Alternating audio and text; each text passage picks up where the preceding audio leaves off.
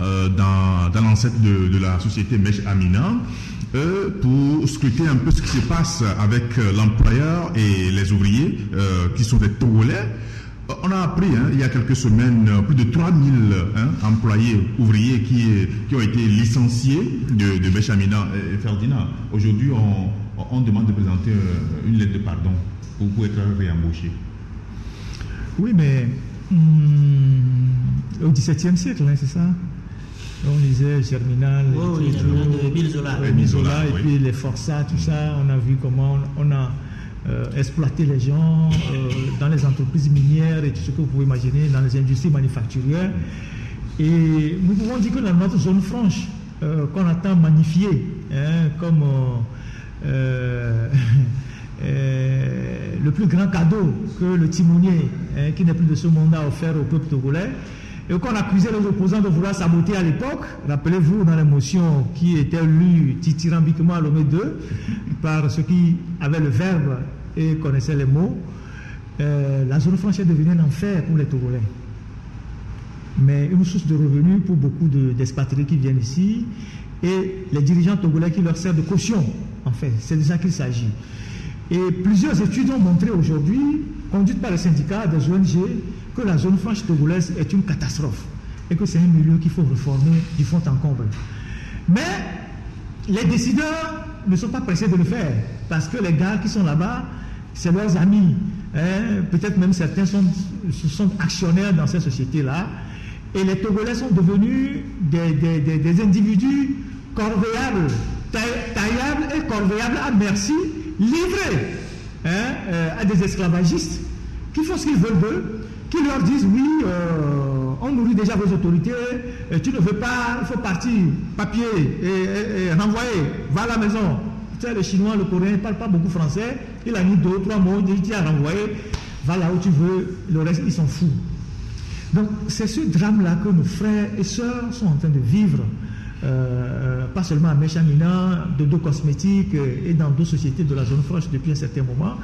C'est vrai que l'affaire d'Amina prend beaucoup d'ampleur parce que c'est quand même 3000 personnes qui étaient en jeu et c'était la veille de la rentrée. Et les conditions dans lesquelles ces gens travaillent, nous en faisons d'ailleurs demain un dossier spécial dans l'alternative. Un dossier, nous sommes partis jusqu'à l'origine du problème, ce qu'il en est aujourd'hui, quelle est la part de responsabilité des uns et des autres, est-ce que les conventions, les lois du Togo sont respectées, que fait l'inspection, que fait le ministre du Travail.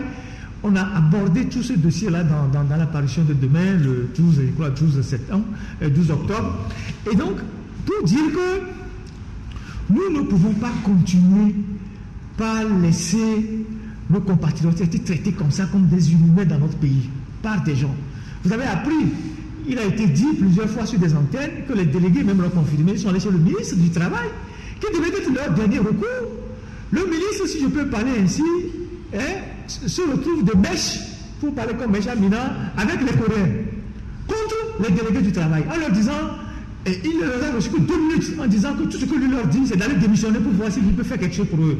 Est-ce qu'un ministre qui est ministre du Travail et qui est le président du conseil d'administration de la Caisse nationale de sécurité sociale, alors que le Coréen ne cotise pas? Où se trouve sa femme? Le Coréen, il ne fait pas de cotisation à la Caisse sociale pour les employés qui l'exploitent. Et le ministre du Travail, qui doit garantir les bonnes conditions du travail, qui doit regarder si, parce qu'il est président du conseil de la Caisse, si on cotise pour ces travailleurs, il leur dit non, de dégager de son bureau. Comment est-ce que, dans ces conditions-là, vous pensez que, bon, les choses vont évoluer dans ce pays? Et donc, nous suivons tout ça avec beaucoup de pincement au cœur. C'est un drame social. Dodo Cosmétiques, c'est 150 personnes, on a dit. Ici, c'est 2000 personnes, 3000 personnes. Mais actuellement, il y a une confusion totale. Le Coréen ne sait pas ce qu'il fait exactement. Est-ce qu'il renvoie? Est-ce qu'il ne renvoie pas? On dit certains sont licenciés, d'autres... il ne leur signifie même pas des licenciements formels, parce que bon, il sait que bon, les gens vont aller porter plainte et il va y avoir des soucis. Donc, on est dans un méli-mélo là, mais ça montre jusqu'à quel niveau, pour des intérêts bassement matériels et financiers, des autorités dans ce pays peuvent s'allier à des étrangers, à des expatriés contre leur peuple. Parce que vous avez besoin de quelque chose, on vous envoie du matériel, on vous envoie du carburant, on vous envoie des billets d'avion pour vos plaisirs, le plaisir de vos femmes, vos enfants. Vous pouvez sacrifier les Togolais qui, eux, n'ont personne. Donc, je suis surpris aussi que depuis que cette histoire de Mecha Amina est sur le tapis, on entend moins les syndicats, on entend moins les partis politiques. Parce que c'est un drame social. 3000 personnes. On n'entend personne.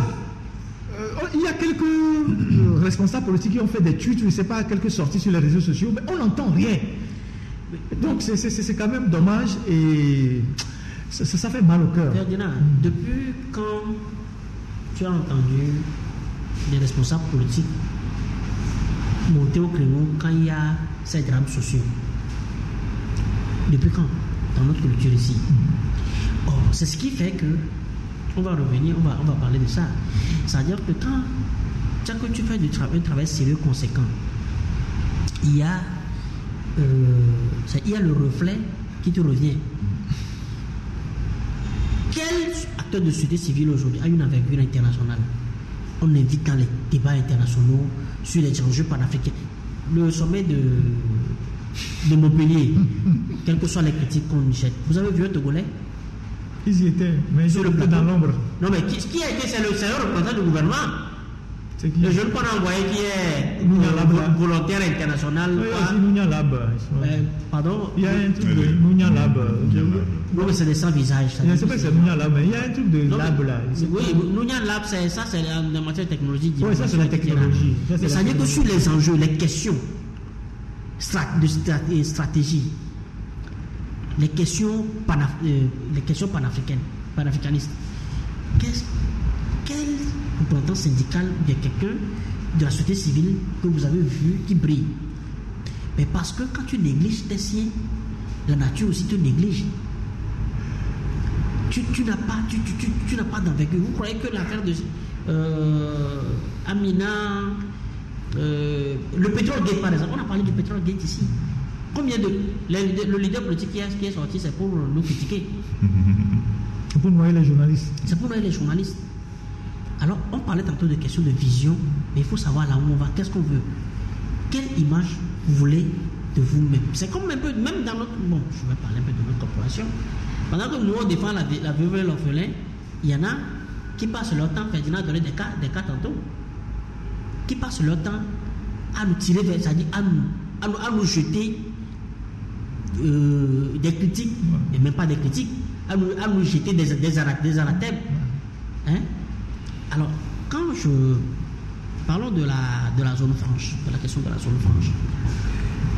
La Malaisie, là, où aujourd'hui on est en train de faire des pieds et des mains pour rentrer en coopération avec eux. Shanghai. Ce sont des produits, des pays qui sont sortis de rien avec le concept de la zone franche. Et qu'il y a des mails partis copiés. Les dragons de l'Asie du Sud-Est. Les dragons de l'Asie du Sud-Est. C'est la zone franche qui les a aidés à sortir de là parce que le concept c'est quoi? On a quand même de la main-d'œuvre, on a quelques matières, etc., matières premières. Venez créer des entreprises chez vous, transformer, on va devenir des produits et des pays exportateurs des produits dont on a besoin. Et ils ont créé, parce que derrière cela, il y a un salaire, il y a une grille salariale qu'on a mis en place pour que même les producteurs soient les premiers consommateurs. Parce qu'il y avait déjà un marché interne qu'ils ont créé. Déjà qu'ils ont une forte population. Au Togo, quand on a mené la zone franche, quelles ont été les conditions d'encadrement de cette zone franche? Au début, c'est les blancs que tu voyais dans la zone franche.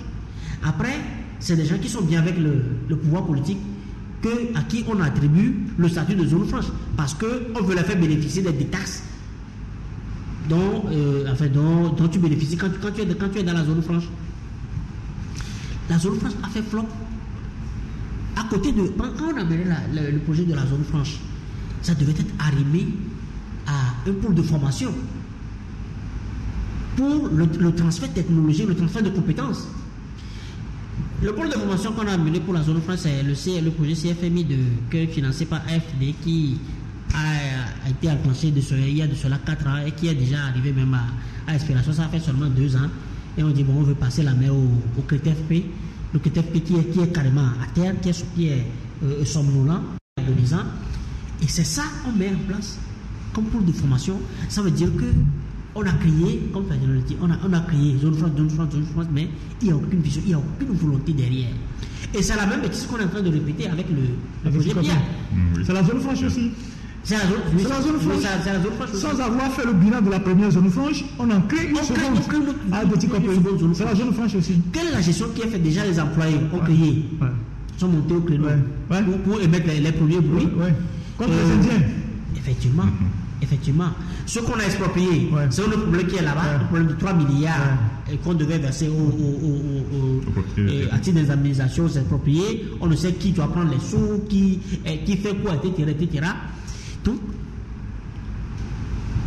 c'est dire que au Togo, on a l'impression qu'on est spécialiste dans la diversion en matière de projet. C'est-à-dire, on amène les projets parce que vous prenez depuis 16 ans qu'on est là. Depuis 16 ans. Je n'ai pas de 17 ans, je disais 16 ans. Depuis 16 ans qu'on est là. Combien de projets on n'a pas alignés? Où sont les résultats? Où sont les résultats? Moi je dis, nous sommes dans une gouvernance diversive, dans une gouvernance de diversion. Parce que ça ne sert à rien. On a l'impression que, parce que les populations se plaignent, on sort quelque chose du sac, on leur dit, bon, et prenez ça, le temps que vous vous calmez un peu, ça fait flop, pendant qu'à côté, la presse crie, d'autres acteurs crient, la gestion n'est pas bonne, demandez des comptes, etc. À la présidence, il y a une cellule de suivi des projets présidentiels. La cellule fait quoi? On ne sait pas. Il y a l'inspection générale des finances, qui est la présidence. Elle fait quoi? On ne sait. Parce que c'est quand même de l'argent public qu'on met dans ces projets. Et ça ne donne rien. Et pendant ce temps, on a l'impression que une fois que quelqu'un devient ministre, son objectif, c'est de se nommer les autres. Comme Ferdinand le dit. À un moment donné, il faut se demander qui on nomme ministre dans ce pays. Il passe par quelle strate pour arriver là-bas? Il passe par quelle strate pour arriver là-bas? Parce que l'autre constat que moi je fais, c'est que la levée qu'on a décidé tout dernièrement, quand on a décidé d'ouvrir maintenant les grands bars et autres là, c'est parce qu'on sait qu'il y a les 3000 Togolais qui seront bientôt sur le carreau. Très souvent, ils sont à combien? Ils sont à 35 000. Bon, au moins, ils peuvent trouver. 27 000 pour certains. Oui, au mieux. Au mieux. 35 000. Et comme ils payent au service dans les bars, c'est presque le même montant. C'est le SMIC. C'est-à-dire que cette décision a été prise. Ne croyez pas que c'est une bonne volonté de la part du gouvernement. Non, c'est parce qu'ils sont payés pour le compris ailleurs. Alors, on va ouvrir un peu les vannes ici pour les faire. Et puis, pour promouvoir également la prostitution. Parce que c'est aussi ça, hein. C'est aussi ça le cynisme dans la gouvernance. On est en train de paupériser les concitoyens. À quelle fin? On ne sait pas. Merci beaucoup, Joël.